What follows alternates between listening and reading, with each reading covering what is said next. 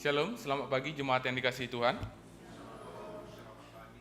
Baik, Bapak Ibu Saudara sekalian, hari ini kita akan memasuki ibadah kita. Mari saya mengajak kita sekalian untuk mempersiapkan hati dan pikiran kita masuk dalam saat teduh.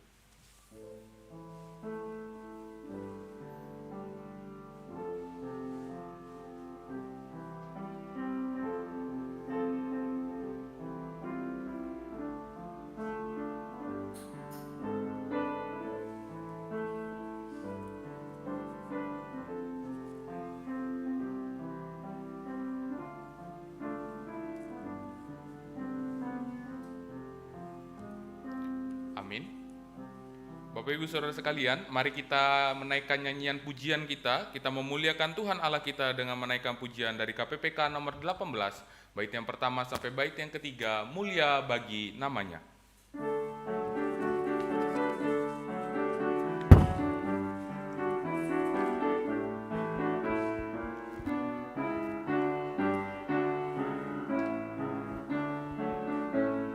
Tuhan Yesus ku menyembah dan masyurkan rahmat-Mu. Kau yang kudus dan berkuasa, mulialah nama-Mu. Mulia, mulia, mulia bagi namanya. Mulia, mulia, mulia bagi namanya. 为他救主我主我神，永远着永远着光，让普天下万众生徒颂赞公义永生王。真荣耀，真荣耀，荣耀赦救主生命。真荣耀，真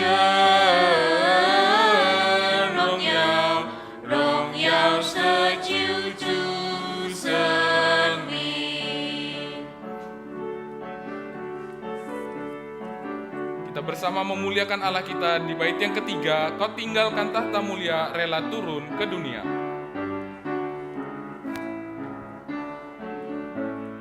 Kau tinggalkan tahta mulia, rela turun ke dunia. Kau tebus jiwa manusia dan mati di Kalvari. Mulia, mulia,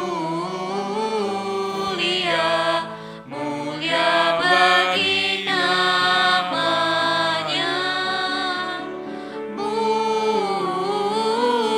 Mulia, mulia, mulia bagi namanya. Jemaat Tuhan, kebaktian minggu ini berlangsung dalam pengakuan bahwa pertolongan kita adalah dalam nama Tuhan yang menjadikan langit dan bumi yang tetap setia untuk selama-lamanya. Amin.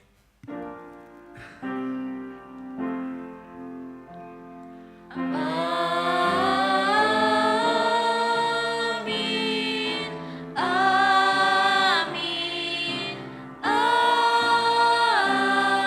amin. Kasih karunia dan damai sejahtera dari Allah, Bapa kita dan dari Tuhan Yesus Kristus menyertai saudara sekalian. Dan menyertai saudara juga. Jemaat dipersilakan untuk duduk. Mari jemaat Tuhan, kita membaca nas pembimbing kita pada minggu ini yang terambil dari Matius, kitab Injil Matius pasal yang ke-13 ayat yang ke-23 berbunyi demikian. Yang ditaburkan di tanah yang baik ialah orang yang mendengar firman itu dan mengerti, dan karena itu ia berbuah. Ada yang 100 kali lipat, ada yang 60 kali lipat, ada yang 30 kali lipat. Bapak Ibu Saudara sekalian, tibalah saatnya kita menghadap Tuhan Allah kita. Kita masuk ke hadapan kebaiknya yang kudus untuk menyatakan pengakuan dosa kita. Mari kita masuk dalam doa pengakuan dosa.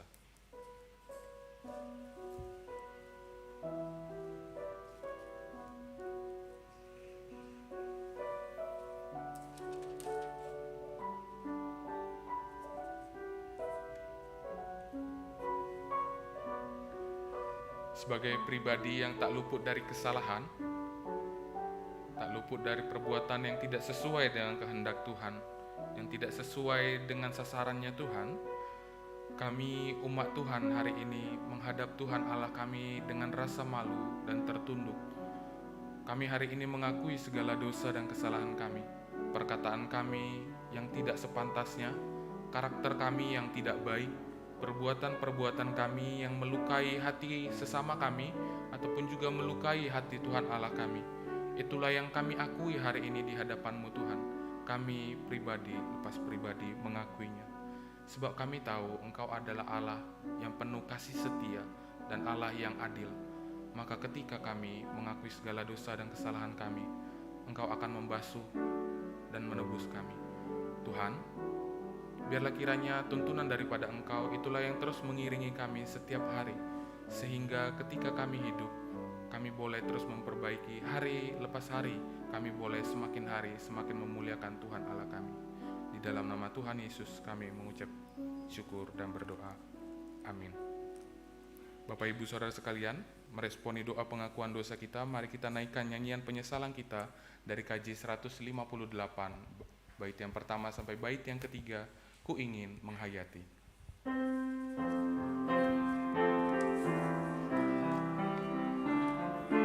Ku ingin menghayati sengsara Tuhanku. Ku ingin menghayati sengsara Tuhanku. Semoga ku dapat Yesus rahmat-Mu, beban kesalahanku membuatku lelah.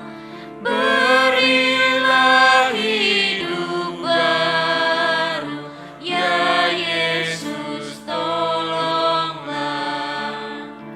Oh, ingat akan daku yang hilang tersesat. Bertimbunlah dosaku yang menekan berat. Jalan-Mu ku lalaikan, hidupku bercelah. Engkau penuh kebaikan, ya Yesus tolonglah. Mari saya mengundang jemaat sekalian bangkit berdiri. Kita nyanyikan bait yang ketiga. Waktu yang Kau berikan terbuang olehku, tidak kuperhatikan nasihat sabdamu. Waktu yang Kau berikan terbuang olehku, tidak ku perhatikan nasihat sabdamu.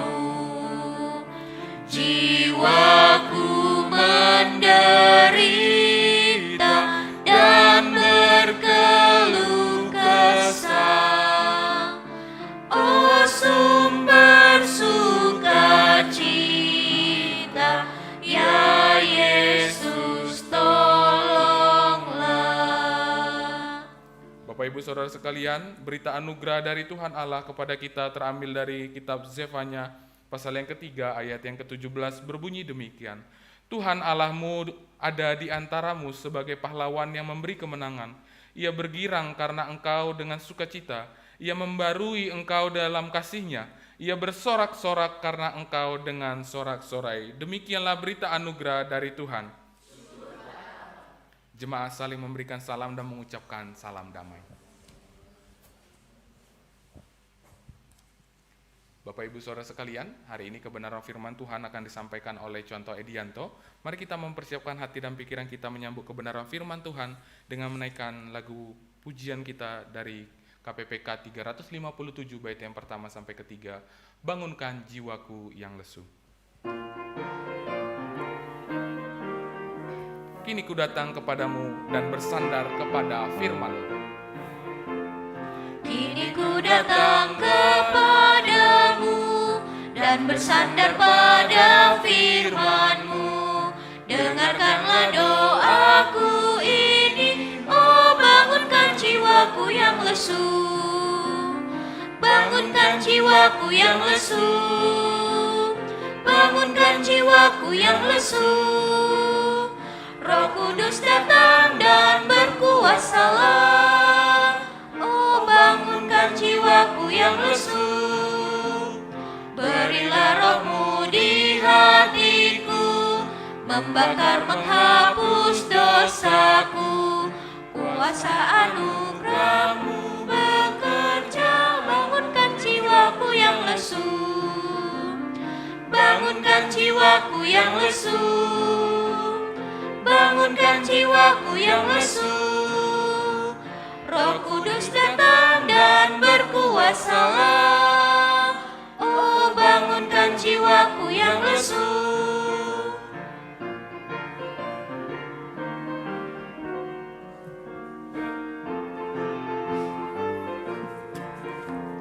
Berilah roh kebangunan-Mu, agar supaya ku senanglah. Beriku kuasa kemenangan, oh bangunkan jiwaku yang lesu. Bangunkan jiwaku yang lesu.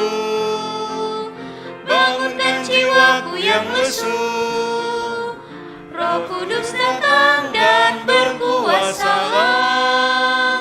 Oh bangunkan jiwaku yang lesu. Silakan duduk Bapak Ibu sekalian. Mari kita berdoa sebelum kita membaca kebenaran firman Tuhan. Bapa, terima kasih untuk pagi hari ini. Engkau membangunkan kami dalam keadaan sehat dan segar. Terima kasih Tuhan, kami sekarang sudah berkumpul di rumah-Mu ini. Kami siap mendengar kebenaran firman Tuhan. Sebab itu Bapa, kami mohon biar Engkau terlebih dahulu menyucikan hati dan pikiran kami, sehingga kami boleh benar-benar fokus mendengar kebenaran firman Tuhan dan memberikan respon yang benar terhadap firman yang kami dengar, sehingga kami bisa menghasilkan buah di dalam kehidupan kami. Terima kasih, kami berdoa di dalam nama Tuhan Yesus. Amin. Mari jemaat Tuhan, kita akan bermazmur bagi Tuhan Allah kita. Bacaan bertanggapan kita pada minggu ini terambil dari Mazmur nomor 65. Mazmur nomor 65 ayat yang ke-10 sampai ayat yang ke-14. Kita akan membacanya secara bergantian. Begini bunyi firman Tuhan di ayat yang ke-10. Engkau mengindahkan tanah itu, mengaruniainya kelimpahan, dan membuatnya sangat kaya. Batang air Allah penuh air. Engkau menyediakan gandum bagi mereka, ya demikianlah Engkau menyediakannya. Ya Engkau membasahi gumpalan-gumpalan tanah. Dengan dirus hujan Engkau menggemburkannya. Engkau memberkati tumbuh-tumbuhannya. Engkau memahkotai tahun dengan kebaikan-Mu, jejak-Mu mengeluarkan lemak. Tanah di bukit-bukit berpinggangkan sorak-sorai. Kita bersama-sama. Padang-padang rumput berpakaian kawanan kambing domba, lembah-lembah berselimut gandum. Semuanya bersorak-sorai dan bernyanyi-nyanyi. Mari Bapak Ibu sekalian, kita melanjutkan pembacaan nas khotbah pada pagi ini yang terambil di dalam Matius 13 ayat 1 sampai 9. Kemudian kita baca di 18 sampai 23. Mari kita membaca secara responsoria juga ya. Pada hari itu keluarlah Yesus dari rumah itu dan duduk di tepi danau. Maka datanglah orang banyak berbondong-bondong, lalu di situ, sedangkan orang banyak. Dan ia mengucapkan banyak hal dalam perumpamaan kepada mereka. Katanya, adalah seorang penabur keluar untuk menabur. Pada waktu ia menabur, sebagian benih itu jatuh di pinggir jalan, lalu datanglah burung dan memakannya sampai habis. Sebagian jatuh di tanah yang berbatu-batu, yang tidak banyak tanahnya, lalu benih itu pun segera tumbuh karena tanahnya tipis. Tetapi sesudah matahari terbit, lalulah ia dan menjadi kering karena tidak berakar. Sebagian lagi jatuh di tengah semak duri, lalu makin besarlah semak itu dan menghimpitnya sampai mati. Dan sebagian jatuh di tanah yang baik, lalu berbuah. Ada yang 100 kali lipat, ada yang 60 kali lipat, dan ada yang 30 kali lipat. Siapa bertelinga, hendaklah ia mendengar. 18. Karena itu, dengarlah arti perumpamaan penabur itu. Kepada setiap orang yang mendengar firman tentang kerajaan sorga, tetapi tidak mengertinya, datanglah si jahat dan merampas yang ditaburkan dalam hati orang itu. Itulah benih yang ditaburkan di pinggir jalan. Benih yang ditaburkan di tanah yang berbatu-batu ialah orang yang mendengarkan firman itu dan segera menerimanya dengan gembira. Tetapi ia tidak berakar dan tahan sebentar saja. Apabila datang penindasan atau penganiayaan karena firman itu, orang itu pun segera murtad. Yang ditaburkan di tengah semak duri ialah orang yang mendengar firman itu, lalu khawatir dan tipu daya kekayaan menghimpit firman itu sehingga tidak berbuah. Yang ditaburkan di tanah yang baik ialah orang yang mengerti firman itu dan mendengar firman itu dan mengerti, dan karena itu ia berbuah. Ada yang 100 kali lipat, ada yang 60 kali lipat, ada yang 30 kali lipat. Demikianlah firman Tuhan, berbahagialah mereka yang sudah mendengar dan yang memeliharanya.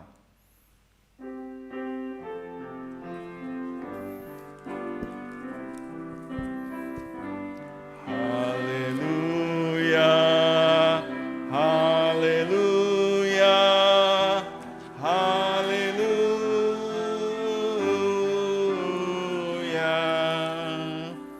Salam Bapak Ibu sekalian. Ya, kita sebagai orang Kristen, ya, setiap minggu kita rutin ya datang beribadah kepada Tuhan. Sudah terbiasa mendengar firman Tuhan, ya, baik di dalam gereja maupun di persekutuan kita pribadi ya dengan Tuhan, baik dengan keluarga atau kita bersaat teduh. Ya, kita mendengar firman Tuhan begitu banyak kita dengar. Belum lagi ya, kita dengar dari YouTube, ya, atau kita membaca dari Facebook dan Instagram dan lain sebagainya. Ya. Bapak Ibu sekalian, masalahnya adalah apakah kita yang mendengar firman Tuhan itu akan sungguh-sungguh memberi respon yang benar terhadap firman Tuhan. Apakah kita benar-benar ya memahami apa yang kita baca, apa yang kita dengar dari atas mimbar ini atau dari YouTube yang kita dengar? Apakah kita memberi respon yang benar terhadap firman Tuhan yang kita dengar? Dari perumpamaan yang kita baca tadi tentang seorang penabur yang setia, itu memberi gambaran bahwasan tidak semua orang memberi respon yang benar, dan tidak semua orang memberi respon yang sama, dan tidak semua orang menghasilkan buah yang diharapkan oleh sang penabur. Di mana letak perbedaannya? Di mana letak masalahnya, Bapak Ibu sekalian? Apakah penabur tersebut kurang setia di dalam menaburkan benih? Apakah ada permasalahan yang terjadi di dalamnya? Bapak Ibu sekalian, dari perumpamaan yang kita baca, itu banyak sekali menyinggung kata mendengar. Saya hitung-hitung ada 14 kali kata mendengar. Ya. Atau Bapak Ibu sekalian bisa membantu saya menghitung kembali, mungkin ada yang lebih atau ada yang kurang, tapi saya menghitung 14 kali. Ya, dari ayat pertama sampai ayat yang terakhir, 23. Ada 14 kali. Apa yang dimaksud dengan mendengar dalam teks yang kita baca? Itu tentu saja bukan mendengar dalam arti yang sebenarnya, ya, dalam arti hurufiah. Karena di dalam ayat 8 dikatakan barang siapa, ya, Yesus katakan barang siapa bertelinga hendaklah ia mendengar. Ini menyiratkan sesuatu yang lebih penting, lebih dalam lagi, lebih dari sekedar mendengar dengan telinga kita. Mendengar di sini yang Yesus maksudkan adalah mendengar secara spiritual, ya. Mendengar secara rohani. Ya. Hal ini bisa kita lihat, ya, dari sisipan, ya, dari perumpamaan yang kita baca tadi, perumpamaan penabur yang setia. Jadi di dalam ayat 1 sampai, ya, ayat ke-8, nah ini merupakan isi dari perumpamaan. Kemudian sisipannya itu mulai dari ayat 10 sampai ayat 17, itu sisipannya. Kemudian pengertiannya atau penafsiran yang diberikan Tuhan Yesus sendiri itu mulai dari ayat 18 sampai ayat 23. Ya, jadi isi, sisipan, kemudian yang terakhir 18 sampai 23 itu penafsiran yang diberikan Tuhan Yesus. Nah, di bagian sisipan ini menerangkan ada dua kelompok manusia, ya, ketika mereka mendengar kebenaran firman Tuhan. Yang pertama, kelompok yang pertama, mereka dikaruniai kemampuan atau pengertian yang benar tentang rahasia kerajaan Allah. Ini bisa kita lihat di dalam ayat 16 sampai 17, ya, mulai di dalam ayat 10 juga. Ya. Mereka bisa mengerti, ya, mereka bisa memahami perumpamaan yang disampaikan oleh Tuhan Yesus. Khotbah-khotbah yang mereka dengar, mereka bisa memahami dengan benar. Tetapi kelompok yang kedua, ya, itu di dalam ayat 11 sampai 15, mereka tidak mampu mengerti dan menangkap sekalipun mereka mendengar dan melihat. Ketidakmampuan ini itu tidak ada hubungannya dengan intelektual kita. Tidak ada. Ya.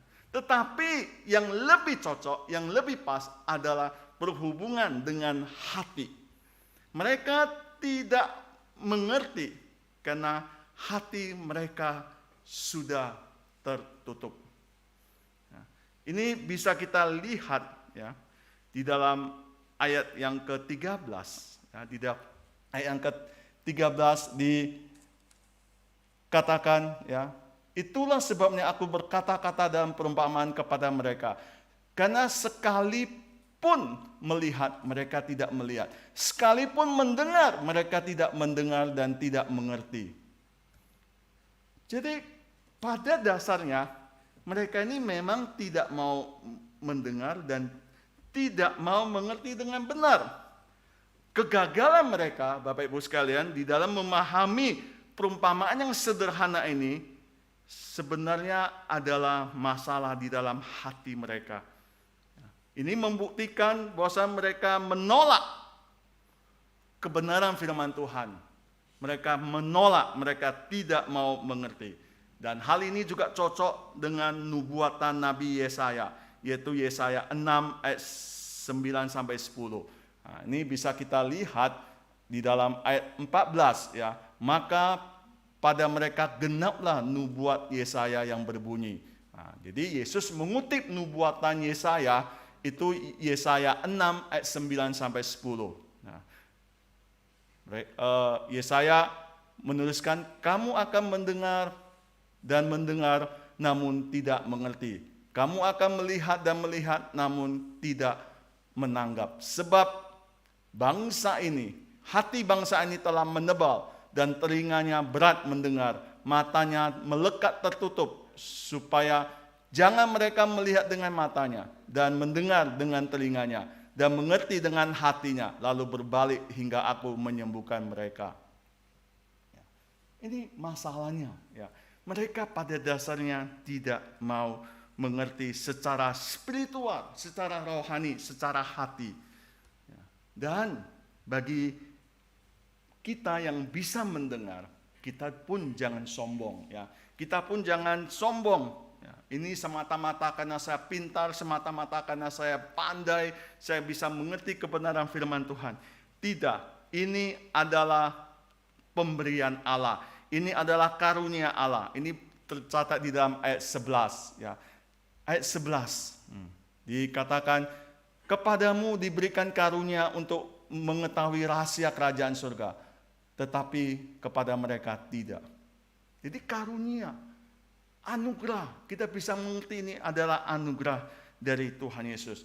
Bapak Ibu sekalian, saya suka sekali ya di dalam mempelajari firman Tuhan. Saya kadang-kadang mengaitkan dalam huruf Mandarin ya. Ini ada beberapa huruf Mandarin yang sangat pas sekali. Ya, contohnya seperti ini ya hari ini ya. Nah, ini huruf apa Bapak Ibu sekalian? Huruf apa ini? Hah? Ada yang tahu?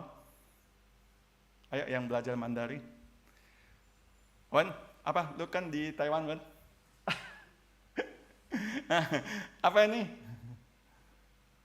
Hah? Ini. Ting ya, ting. Mendengar ya, mendengar ya. Ini saya sengaja pilih yang Mandarin tradisional ya, karena Mandarin yang modern itu artinya sudah nggak begitu bagus ya. Mandarin tradisional, perhatikan huruf ini Bapak Ibu sekalian.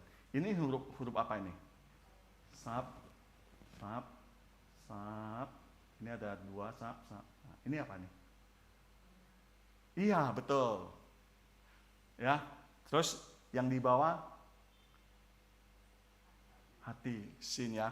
Jadi ting ya itu ada tuo, telinga dengan hati. Ya.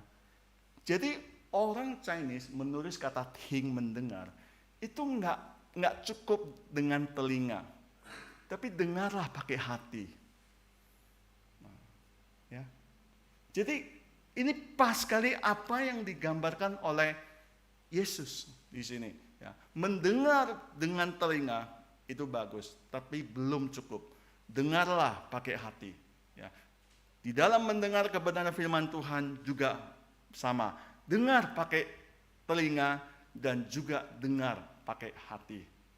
Sehingga kebenaran firman Tuhan bisa menghasilkan buah yang diharapkan. Bapak Ibu sekalian, ya, mengapa Yesus selalu mengajar dengan perumpamaan? Ya, mengapa? Yang pertama, ya, itu mempermudah pemahaman. Supaya orang bisa mengerti apa yang dimaksudkan Tuhan Yesus. Jadi Tuhan Yesus memakai perumpamaan. Berbagai macam perumpamaan, puluhan. Ya, kalau kita membaca di dalam Injil ya, 4 Injil, Matius, Markus, Lukas, Yohanes. Ya. Itu berbagai macam perumpamaan disampaikan Tuhan Yesus. Dengan tujuan supaya murid-murid atau orang yang mendengar pengajaran Tuhan Yesus bisa mengerti. Yang kedua, itu memancing pemikiran. Ya, memancing pemikirannya. Jadi perumpamaan itu sering sekali mengandung pesan yang tersembunyi. Nah, jadi dengan mengajukan perumpamaan, Tuhan Yesus mau merangsang para pendengarnya untuk berpikir lebih dalam dan lebih kritis lagi dan menganalisa makna yang terkandung di dalam perumpamaan tersebut.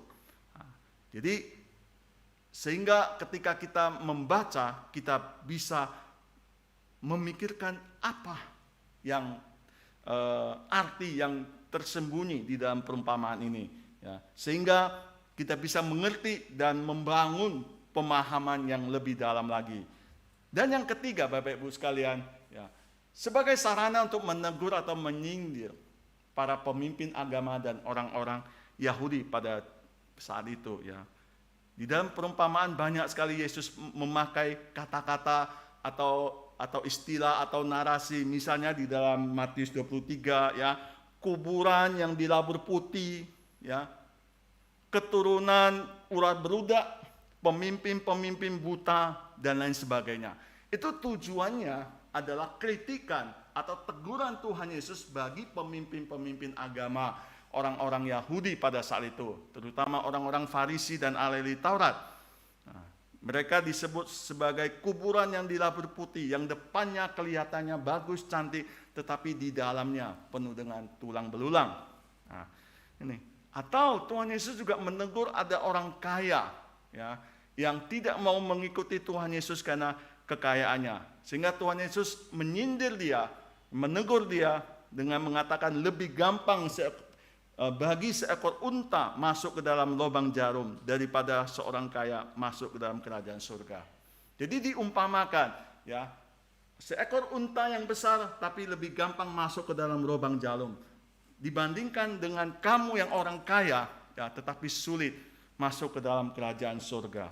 Dan yang terakhir, Bapak Ibu sekalian, memiliki dampak yang kuat. Jadi perumpamaan itu memiliki cerita. Ya, pada dasarnya cerita setiap orang itu pasti senang, ya, baik anak kecil maupun kita yang sudah dewasa senang kalau kita ada orang yang menyampaikan cerita buat kita. Jadi dari cerita itu memiliki dampak yang kuat. Jadi sehingga kita mendengar cerita langsung masuk, ya, di dalam pikiran kita. Saya masih ingat, ya, waktu masih kecil, ya, mama saya suka, ya, bercerita dengan saya, dengan adik-adik, ya. Nah, ketika kami mau tidur diceritalah, ya. Banyak sekali di cerita, ada yang cerita yang dari zaman-zaman dulu, ya, cerita-cerita kerajaan Samko, ya. Nah, itu dicerita raja-raja, ya. Jadi dari cerita itu ada pesan-pesan, ya. Dan ketika kami mendengar cerita itu sampai sekarang saya pun masih ingat, ya. Masih ingat, ya, cerita-cerita yang disampaikan oleh orang tua saya pada saat itu, ya. Karena memiliki dampak yang kuat, menciptakan pengalaman-pengalaman belajar yang terkesan, ya, bagi pendengarnya. Nah, ini Bapak Ibu sekalian, jadi perumpamaan itu sangat penting sekali. Dan mari kita melihat apa isi perumpamaan, apa penafsiran yang diberikan Tuhan Yesus kepada murid-muridnya dan para pendengarnya. Nah, ini Bapak Ibu sekalian, zaman dulu orang menabur seperti ini, ya. Jadi gini, ya. Jadi disemaikan gitu seperti itu, ya. Nggak seperti zaman sekarang ini, ya, kasih lubang, ya, buka lubang terus benihnya dimasukkan ke dalam lubang. Enggak, ya. Tidak, ya. Tetapi disebarkan seperti ini aja. Nah, ini, ya. Jadi ini sedikit gambaran bagi kita, ya. Dan kita melihat satu persatu, ya, dari perumpamaan yang disampaikan oleh Tuhan Yesus. Sehingga kita bisa melihat ada 4 respon yang berbeda ketika kita mendengar firman Tuhan. Ya, yang pertama, itu benih yang jatuh di pinggir jalan dan dimakan habis oleh burung. Ya. Ini di dalam ayat 4, dan penjelasannya atau penafsirannya itu di dalam ayat 19. Ya, penafsirannya dikatakan, ya, jadi setiap orang yang mendengar firman Tuhan tentang kerajaan Allah tetapi tidak mengerti, maka datanglah si jahat dan merampas firman atau merampas benih yang ditaburkan dalam hati itu. Itulah benih yang ditaburkan di pinggir jalan, ya. Mengapa bisa tidak mengerti? Ya. Mungkin pada dasarnya orang tersebut itu tidak percaya atau buta rohani. Mereka pada dasarnya tidak mau percaya. Ya. Sekali lagi, ini masalah hati, bukan masalah intelektual. Ya. Bapak sekalian, saya senang, ya, melihat YouTube yang dari apologet dari Kristen, ya, misalnya Andre Tunggal, terus satu lagi apa, Ikim, lupa nama channelnya lupa. Nah, itu ada banyak ya. Mereka itu orang-orang Kristen ini berusaha menjelaskan ya, menjelaskan dengan argumentasi yang begitu luar biasa, dengan data-data, bukti sejarah yang begitu akurat. Itu pun saudara kita tidak mau mengerti. Mereka berusaha membantahnya, tapi argumen yang mereka sampaikan itu ngawur, ya, tidak tepat, ya. Nanti pembahasan A bisa lari ke B, C, D. Nah, jadi sekali lagi mereka pada dasarnya tidak mau mengerti. Kenapa? Hati mereka sudah buta. Dan yang kedua, ya, mungkin orang tersebut tidak fokus ketika mendengar firman Tuhan, tidak sepenuh hati mendengar firman Tuhan, ya, masuk telinga kanan, keluar telinga kiri. Nah, ini. Jadi kita tidak fokus, ya, sambil mungkin saja ya sambil main handphone, ya, lihat WhatsApp dan lain sebagainya. Ya. Jadi tidak bisa masuk ya di dalam hati kita karena kita tidak sepenuh hati mendengar. Nah, dan yang ketiga, mungkin kita juga malas ya belajar atau menyelidiki firman Tuhan atau bertanya kepada orang lain. Ya mendengar begitu saja. Habis itu ya pulang ya. Minggu depan datang lagi, mendengar, pulang, minggu depan datang lagi. Jadi firman Tuhan yang kita dengar itu kita tidak mengerti dan kita tidak berusaha ya memahaminya, tidak mau belajar memahaminya. Sehingga ya lama-lama begitu saja ya. Dengar pulang, minggu depan datang, dengar pulang, ya sampai bertahun-tahun. Jadi ketika ditanya, tidak tahu. Ya. Apa yang kamu dengar tidak tahu. Ya. Saya sering tanya sama anak saya ya, apa yang kamu dengar di persekutuan remaja misalnya. Ya. Atau apa yang kamu baca di renungan harian hari ini. Kadang-kadang mereka bisa menjawab, kadang-kadang mereka tidak. Nah, berarti saya katakan, berarti kamu tidak mendengar dengan serius, ya. Pikiran kamu bercabang-cabang. Nah, seperti itu. Jadi ini mereka tidak fokus mendengar. Akibatnya datanglah iblis dan merampas firman itu dan membuat orang tersebut tidak mengerti dan tidak percaya. Ya. Di dalam 2 Korintus pasal 4 ayat 4 dikatakan, yaitu orang yang tidak percaya, yang pikirannya telah dibutakan oleh ilah zaman ini, sehingga mereka tidak melihat cahaya Injil tentang kemuliaan Kristus yang adalah gambaran Allah. Ya.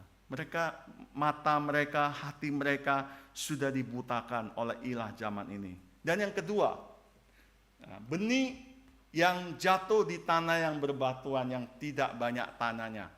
Memang tumbuh Bapak Ibu sekalian, karena tanahnya tipis. Tetapi setelah datang terik matahari, layu tumbuhan ini, ya, menjadi kering karena tidak ada akarnya. Lalu dijelaskan oleh Tuhan Yesus di dalam ayat 20 sampai 21. Nah, jadi penjelasannya, orang yang mendengar firman Tuhan itu segera menerimanya dengan gembira, tapi tidak ada akar, ya, sebentar saja tumbuh. Ketika datang penindasan atau penganiayaan, mereka pun segera murtad, meninggalkan Tuhan. Ya. Ini, jadi penjelasannya seperti ini. Ya, kita ada orang betul ya, mungkin mengalami mujizat, ya, mereka bersukacita, tapi sebentar saja. Ketika datang penganiayaan, mereka pun segera meninggalkan Tuhan Yesus. Jadi contohnya Bapak Ibu sekalian kayak Coca-Cola gitu loh ya. Coca-Cola, kalau misalnya Coca-Cola, Sprite ya, kita kocok gitu ya, kita kocok, kemudian kita buka, wah, itu gasnya itu kencang ya. Nah, tapi nggak bertahan lama, sebentar lagi ya udah, lama-lama lemas, gitu. Nah, inilah benih yang jatuh di tanah yang berbatu-batu. Dan yang ketiga, Bapak Ibu sekalian, benih yang jatuh di tengah semak duri. Nah, sehingga sama-sama besar, ya, tetapi semak duri itu lebih banyak dan menghimpitnya sampai mati. Nah, ini penjelasannya di dalam ayat 22. Ya, jadi yang ditaburkan di semak berduri itu adalah orang yang mendengar firman Tuhan, lalu kekhawatiran dunia dalam terjemahan yang lain itu memikirkan atau memberi perhatian yang lebih kepada dunia ini, ya, dan tipu daya kekayaan. Jadi menghimpit firman ini sehingga tidak bisa berbuah. Jadi semak duri itu diumpamakan sebagai kekhawatiran dunia atau memberi perhatian kepada dunia ini dan tipu daya kekayaan. Itu semak berduri. Ya, diberi penjelasan oleh Tuhan Yesus. Ini Bapak Ibu sekalian, hati-hati ya. Kita juga kadang-kadang seperti ini ya. Ya, karena kekhawatiran atau memberi perhatian kepada dunia ini, karena tipu daya kekayaan ya. Saya tidak mengatakan ya kekayaan itu berdosa ya, tidak ya. Tetapi yang Tuhan Yesus sampaikan di sini adalah kita jangan sampai ditipu oleh uang ya. Kita jangan sampai diperarat oleh uang dan dimanfaatkan oleh uang sehingga kita menjadi hamba uang. Sehingga kita tidak bisa ibadah ya. Ditanya, kenapa? Aduh, sorry contoh sibuk ya.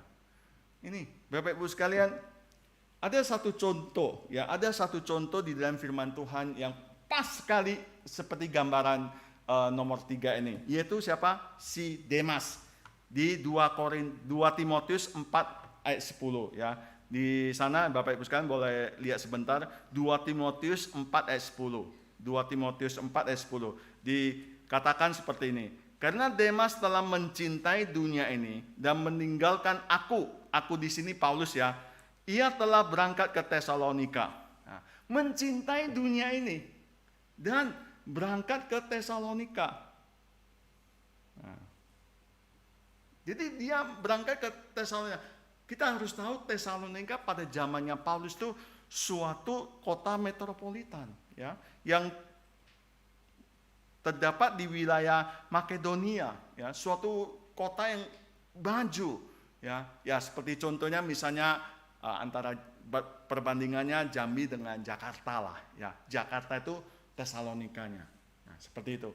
Nah, jadi karena dia lebih mencintai, artinya dia lebih memberikan perhatian yang penuh, perhatian yang lebih kepada dunia, sehingga dia meninggalkan Paulus, meninggalkan pelayanan, meninggalkan pekerjaan Tuhan bersama-sama dengan Paulus, dan dia pergi ke Tesalonika untuk mengejar kekayaan. Itulah Demas, Bapak Ibu sekalian. Dan benih yang keempat adalah benih yang jatuh di tanah yang baik dan berbuah banyak. Dan penjelasannya di dalam ayat ke-23. Ini, jadi benih yang baik itu adalah benih yang berbuah, ya, yang menghasilkan buah 100 kali lipat, 60 kali lipat, dan 30 kali lipat. Ini. Jadi siapakah orang-orang ini yang dimaksudkan Tuhan Yesus? Itu orang yang mendengar firman Tuhan, memberi respon yang benar dan menghasilkan buah. Mereka melakukan firman Tuhan di dalam kehidupan mereka hari lepas hari. Jadi Bapak Ibu sekalian, melakukan firman Tuhan itu penting sekali. Penting sekali, karena di dalam Matius 7 ayat 24 sampai 27 dikatakan apa? Setiap orang yang mendengar perkataanku dan melakukannya, ia sama seperti orang yang bijaksana, yang mendirikan rumah di atas batu. Kemudian datang hujan, datang banjir, datang angin melanda rumah itu. Tetapi rumah itu tidak roboh, kokoh, sebab didirikan di atas batu. Tetapi orang yang tidak menjalankan firman Tuhan itu apa? Itu seperti orang bodoh yang mendirikan rumah di atas pasir. Kemudian sama, ya, masalahnya sama. Datang hujan, datang banjir, datang angin melanda rumah itu. Tapi akibatnya apa? Rumah itu rubuh dan hebat kerusakannya. Jadi kita dituntut untuk melakukan firman Tuhan. Kita dituntut untuk melakukan firman Tuhan di dalam kehidupan kita hari lepas hari. Sehingga kita bisa bertahan. Ya, kita bisa bertahan. Bapak Ibu sekalian, mari kita introspeksi diri kita masing-masing. Dan bertanya di dalam hati kita masing-masing. Hati kita ini termasuk jenis tanah apa ketika benih firman Tuhan ditaburkan? Di tanah di pinggir jalankah? Tanah berbatuankah? Tanah bersemak dulikah? Atau tanah yang baik? Ya. Tentu saja Tuhan sebagai penabur yang setia itu mengharapkan hati kita bisa menjadi tanah yang baik. Tanah yang keempat. Ya. Tanah yang keempat. Tanah yang subur. Sehingga kita bisa menjadi alat di tangan Tuhan untuk pekerjaan Tuhan. Tuhan bisa memakai kerelaan kita, dedikasi kita, ketulusan kita untuk menghasilkan buah 30 kali lipat, 60 kali lipat, dan 100 kali lipat. Nah, ini berbeda-beda. Ya, karena setiap kita juga berbeda-beda. Ya. Ada yang bisa 100 kali lipat. Ya. Nggak semua orang seperti Stephen Tong. Nggak ada di dalam seluruh dunia itu, nggak ada Stephen Tong yang kedua. Dan juga nggak ada Edianto yang kedua. Ya. Jadi berbeda-beda. Tuhan itu adil. Ya. Berbeda-beda. Ada yang 100, 60, dan 30. Ya. Yang penting kita ada kerelaan hati kita untuk dipakai Tuhan. Alangkah bahagianya kita ketika menyaksikan Tuhan bekerja melalui diri kita, melalui perkataan kita, dan melalui hidup kita. Biarlah segala kemuliaan bagi Tuhan saja. Amin. Mari kita berdoa. Bapa, terima kasih untuk firman Tuhan yang kami dengar. Kiranya setelah kami dengar, kami bisa merespon dengan baik. Kami ingin hati kami menjadi tanah yang baik dan subur, sehingga bisa menghasilkan buah 30, 60, dan 100 kali lipat. Tuhan, ini kami, pakailah kami Tuhan. Terima kasih Tuhan Yesus. Tuhan, saat ini kami juga mau berdoa Tuhan, untuk beberapa pokok doa. Yang pertama Tuhan, kami berdoa untuk besok anak-anak kami sudah masuk sekolah. Tuhan, biar mereka diberi motivasi yang benar, semangat yang baru untuk memasuki sekolah ini Tuhan. Belajar kembali di sekolah Tuhan. Setelah liburan selama 1 bulan. Tuhan, berikan mereka juga hikmat bijaksana dari surgawi. Semangat yang baru Tuhan. Sehingga bisa menempuh pendidikan yang baik. Terima kasih Tuhan. Tuhan, kami juga berdoa Tuhan untuk setiap keluarga yang ada di dalam gereja ini. Tuhan, Kau berkati Tuhan. Keluarga-keluarga yang ada di dalam GKI Jambi Tuhan. Dengan berbagai macam problematika di dalamnya Tuhan. Tuhan, yang terpenting ada Tuhan di dalam keluarga kami. Sehingga kami mampu berdiri dan mengatasi masalah yang terjadi di dalam keluarga kami. Tuhan, kami percaya Engkau tidak meninggalkan kami. Engkau tetap berserta dengan kami. beri kekuatan kepada kami, beri hikmat bijaksana kepada kami untuk menyelesaikan masalah yang ada di dalam keluarga kami masing-masing. Tuhan, mungkin masalah ekonomi, bisnis, hubungan suami istri, anak-anak, dan bisnis, dan berbagai macam masalah yang ada di dalam keluarga kami. Kami serahkan ke dalam tangan Tuhan.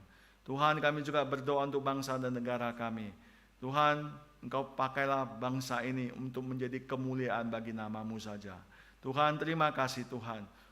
Untuk tahun depan, pemilu kami juga serahkan ke dalam tangan Tuhan. Biar semua boleh berjalan dengan baik dan aman. Tuhan, ketika kampanye, para pasangan presiden, calon presiden, wakil bisa menyampaikan visi misi mereka dengan damai, dengan baik, dengan lancar Tuhan. Dan jauhkan keributan, huru-hara, demonstrasi, kerusuhan. Kami menginginkan pemilu, pesta yang membawa damai sejahtera. Terima kasih Tuhan. Tuhan, ini doa kami yang kami panjatkan di dalam nama Tuhan Yesus yang sudah mengajar kami berdoa. Doa Bapa kami. Bapa kami yang di surga, dikuduskanlah nama-Mu, datanglah kerajaan-Mu, jadilah kehendak-Mu di bumi seperti di surga. Berikanlah kami pada hari ini makanan kami yang secukupnya, dan ampunilah kami akan kesalahan kami, seperti kami juga mengampuni orang yang bersalah kepada kami. Dan janganlah membawa kami ke dalam pencobaan, tetapi lepaskanlah kami daripada yang jahat. Karena Engkaulah yang mempunyai kerajaan dan kuasa dan kemuliaan sampai selama-lamanya. Amin.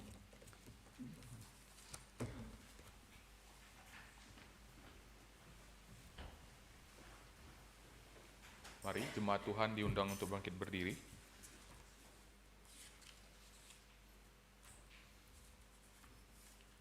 Jemaat Tuhan, marilah kita bersama dengan umat Allah di masa lalu, masa kini, dan masa depan, mengingat pengakuan pada baptisan kita menurut pengakuan iman rasuli.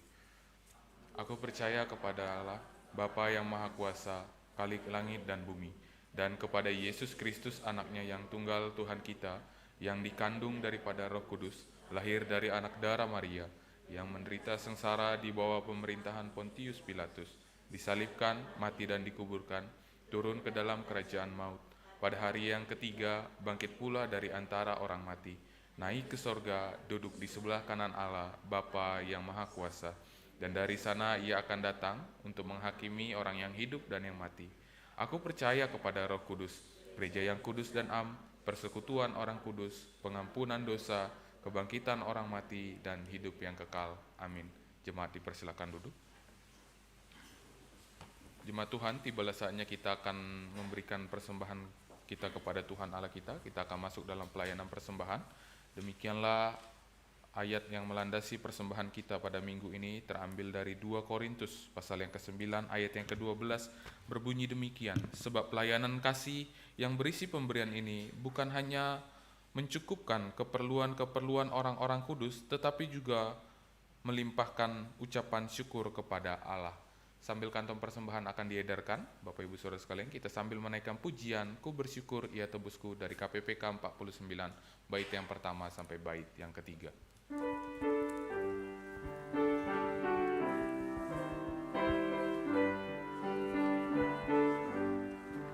Ku bersyukur ya tebusku, ku diberi berkat limpah. Ku bersyukur ya sertaku dan beriku anugerahnya. Ku bersyukur saat indah atau saat susah pun, air mataku dihapusnya dan damai di hatiku. Ku bersyukur ya dengarku, meskipun tak terkabul. Waktu badai menerpaku, anugerahnya melimpah. Meski susah atau duka, Dia beriku penghiburan. Rahmat-Nya selalu sertaku, kasih-Nya iringi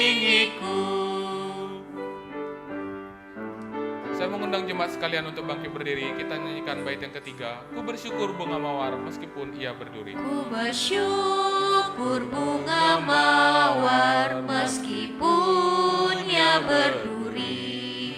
Ku bersyukur diberkati, pengharapanku diberi. Ku bersyukur senang susah, damai di hatiku. Ia berikan pengharapannya, ku bersyukur selamanya. Mari Bapak Ibu Saudara sekalian kita masuk dalam doa persembahan. Kami bersyukur untuk segala karya Tuhan dan berkat Tuhan di dalam hidup kami. Segala sesuatu yang Engkau lakukan adalah baik. Kami hidup sebagai umat Allah. Engkau melimpahi kami Tuhan dengan banyak sekali berkat. Baik itu berkat jasmani dan berkat rohani. Melalui kebenaran firman-Mu yang terus Engkau nyatakan kepada kami diperbaharui terus, jiwa kami disegarkan terus Tuhan. Dan biarlah berkat rohani ini terus kami pelihara dan kami mempersembahkannya kepada Tuhan Allah melalui hidup kami yang baik dan yang berkenan. Bapa, kami juga hidup sebagai anak-anak-Mu, Engkau memberikan kepada kami berkat kecukupan setiap hari. Engkau melimpahkan banyak sekali berkat kepada kami. Dan sebagian daripada berkat yang telah Engkau berikan kepada kami ini Tuhan, kami kembalikan kepadamu sebagai persembahan kami, sebagai bentuk cinta kasih kami, ucapan syukur kami, dan rasa di mana kami mendukung pelayanan di gereja kami ini. Dan biarlah hikmat bijaksana Tuhan, itulah yang melimpahi setiap pengurus, majelis dan hamba Tuhan untuk boleh memakai persembahan ini demi pekerjaan nama Tuhan saja. Di dalam nama Tuhan Yesus kami mengucap syukur dan berdoa. Amin. Dengan tetap bangkit berdiri, Bapak Ibu Saudara sekalian, kita akan masuk dalam pengutusan. Kita akan diutus ke tengah-tengah dunia ini untuk membawa berita, untuk menyampaikan firman Tuhan ke tengah-tengah dunia. Mari kita naikkan nyanyian pengutusan kita dari KJ nomor 426 bait yang pertama sampai ketiga. Kita harus membawa berita.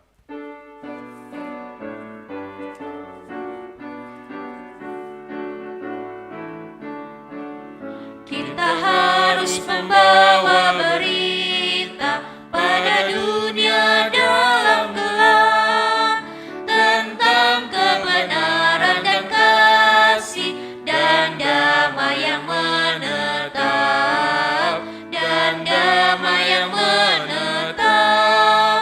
Karena gelap jadi remang pagi dan remang jadi siang terang. Kuasa Kristus kan nyatalah, ramani dan cemerlang. Kita harus menyanyikan kita, melembutkan hati keras, supaya senjata iblis remuk dan segera lepas, remuk dan segera lepas. Karena gelap jadi remang pagi dan remang jadi siang terang. Kuasa Kristus kan nyatalah, ramani dan cemerlang. Kita naikkan bait yang ketiga, kita harus membawa berita Allah itu kasih belas. Kita harus membawa berita Allah itu kasih belas, diberikan putra tunggalnya supaya kita lepas, supaya kita lepas. Karena gelap jadi remang pagi dan remang jadi siang terang.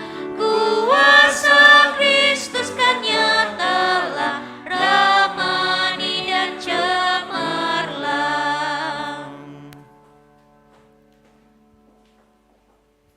Bapak Ibu sekalian, mari arahkanlah hatimu kepada Tuhan. Jadilah saksi Kristus. Terpujilah Tuhan.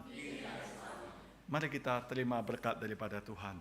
Kasih karunia Tuhan Yesus Kristus dan kasih Allah dan persekutuan Roh Kudus menyertai kita sekalian mulai hari ini sampai selama-lamanya. Amin.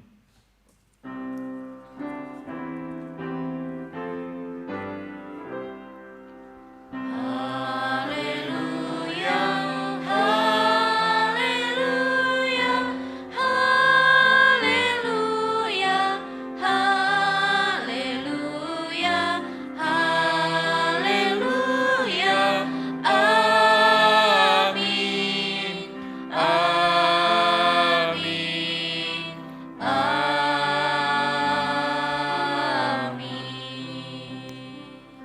silakan untuk duduk, mengambil waktu teduh sejenak.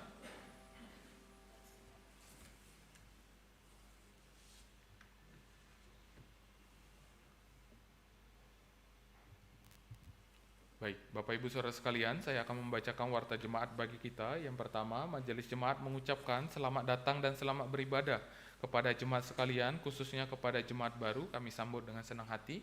Apakah kita ada jemaat baru? Tidak ya, kita semua jemaat yang setia. Baik, berikutnya persekutuan doa. Segenap jemaat diundang untuk menghadiri persekutuan doa yang akan diadakan setiap hari Rabu pada jam 7 malam. Mari jemaat Tuhan bergabung bersama dalam persekutuan doa kita ya. Lalu kemudian ada komisi wanita yang akan diadakan akan mengadakan persekutuan di rumah Saudari Lausa Manuela pada hari Sabtu tanggal 29 Juli pada jam 2 siang, dan pembicaranya adalah Evangelis Edianto. Jemaat kaum wanita diundang untuk menghadiri kegiatan ini. Lalu persekutuan pemuda remaja, segenap jemaat pemuda remaja diundang untuk menghadiri persekutuan pemuda remaja pada hari Sabtu tanggal 22 Juli 2023 jam 7 malam minggu depan ya. Lalu kemudian komisi sekolah minggu anak, segenap jemaat yang mempunyai anak-anak di usia sekolah minggu boleh dapat mendorong anaknya untuk menghadiri sekolah minggu anak yang akan dilaksanakan setiap hari Minggu pada jam 11 siang. Lalu akan ada persekutuan doa wilayah di tanggal 26 Juli pada jam 7 malam akan diadakan di wilayah 1 dan 2 akan diadakan di rumah Saudari Ibu Rizda. Lalu kemudian di wilayah 3 akan diadakan di keluarga Guatkim atau di rumah Saudari Inta, Ibu Inta ya. Lalu kemudian Bapak Ibu Saudara sekalian akan diadakan lagi persekutuan bahasa Hokkien. Gereja akan mengadakan persekutuan bahasa Hokkien pada hari Jumat tanggal 21 Juli 2023 jam 7 malam. Segenap jemaat diundang untuk mengikuti persekutuan ini. Bahkan juga boleh mengajak rekan-rekannya ya. Lalu kemudian persidangan majelis jemaat. Persidangan majelis jemaat GKI Jambi akan dilaksanakan pada hari Sabtu tanggal 22 Juli pada jam 7 malam. Warta jemaat ini berlaku sebagai undangan resmi bagi seluruh anggota majelis jemaat, dan jemaat diharapkan untuk mendukung dalam doa. Lalu kemudian akan ada bina pranika dari GKI Klasis Priangan bagi Bapak Ibu atau anak-anak muda yang ingin menikah begitu ya. Yang ingin menikah boleh masuk dalam kelas bina pranika pada hari Sabtu tanggal 5 dan tanggal 12 Agustus pada jam 8 sampai jam 5 sore. 8 pagi sampai 5 sore di tempat yaitu di GKI Bungur dilaksanakan, dan info pendaftaran lebih lanjut boleh menghubungi sekretariat GKI Klasis Priangan yaitu menghubungi Ibu Lasma dengan nomor HP dan WA yang tertera, atau boleh meminta informasi ini kepada TU gereja kita ya. Batas akhir pendaftarannya adalah tanggal 1 Agustus. Lalu kemudian minggu depan tanggal 23 Juli 2023 kita akan mengadakan sakramen perjamuan kudus di KU1 pada jam 7 pagi, KU2 9.30 dan KU3 jam 5 sore. Mohon segenap jemaat Tuhan dapat mempersiapkan hati untuk menerima perjamuan kudus untuk mengenang cinta kasih Tuhan Allah kita. Lalu kemudian anggota jemaat yang berulang tahun, Majelis Jemaat mengucapkan selamat ulang tahun kepada saudara-saudari yang berulang tahun minggu ini. Tuhan Yesus memberkatimu dan menyertaimu. Yang pertama 16 Juli ada Bapak Tongon Sitorus, lalu kemudian ada Bapak Abednego Lumban Batu, lalu tanggal 17 Juli ada Brian Nicholas, 18 Juli ada Manuela Artawati Purba. Ya, suami istri seminggu ini ulang tahun barengan ya. Luar biasa. Baik. Bapak Ibu Saudara sekalian, setelah ibadah selesai akan ada perjamuan kasih yang telah disediakan di lantai dasar gereja kita. Perjamuan kasih pada minggu ini dipersembahkan oleh keluarga Bapak Monang Sihombing. Kiranya Tuhan Yesus memberkati. Gereja juga membuka kesempatan bagi jemaat yang mau mempersembahkan hidangan untuk perjamuan kasih di waktu yang akan datang. Demikianlah warta jemaat bagi kita sekalian. Mari kita bangkit berdiri.